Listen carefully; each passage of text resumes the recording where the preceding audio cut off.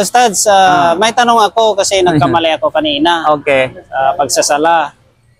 Naidiretso ko pa yung tapos na, nagtaslim na yung imam Tatatlo sa Maghrib. sa Maghrib.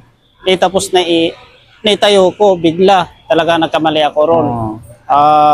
Pagtayo ko, naalala ko, Sobra na pala. apat na pala yun. So ginawa mo dun, dumiretso ka. Tinuloy ko pa rin. Tuloy-tuloy ka. Tapos hindi ka nagsujud sa ho. Nagtaslim ka lang. Nagsujud pa rin, Ustad. Sujud sa Dinaritso ko pa rin yun, no? Tinapos ko pa rin yung pang-apat. Pero nga, tinapos mo yung nagsujud sa ho ka ba? Oo. Okay. Dinaritso ko yung Ustad. Alam mo yung sujud sa ho? Yung sujud na pagkalimot? Oo, yung 2 beses. Okay. Oo. Good. So pag mga ganyan ang pangyayari, alhamdulillah wassalatu wassalamu rasulillah wa ala alihi wa sahbihi ajma'in na maba'd. Pag ganyan ang pangyayari, since nabatid mo na at nalala mo na ito ay sobra sa Maghrib, so tandaan natin na hindi pwedeng sobrahan ang Maghrib. Kasi ang sobra ay papuntang impyon ng apoy. Malinaw? Kapag walang batayan. So yun ay walang batayan. Malinaw? Kaya naman, kung gagawin mo, kailangan mong putulin yun.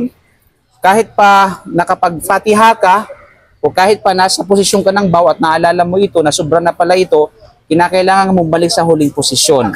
Okay? Bumalik ka sa huling posisyon na kung saan ay ito yung tinatawag na tahayat. Kung hindi ka pa nagtahay, kumbaga, then after that ay magtaslim ka.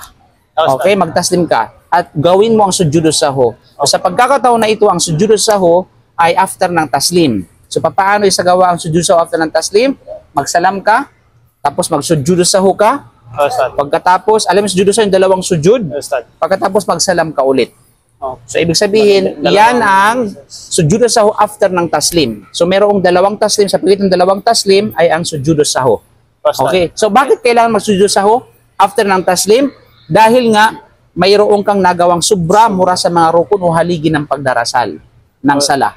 At walang duda, ang pagtayo ay haligi ng sala yun. Okay? At gayon din, ang fatiha ay haligi pa ng sala.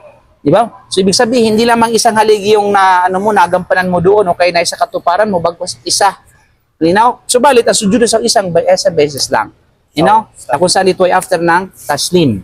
So, susunod, yun ang gagawin mo. Kapag naalala mo na ito ay sobra na, kinakailangan mong putulin yon at bumalik ka sa pinakahuling posisyon at pagkatapos magsujudo sa huka after ng taslim.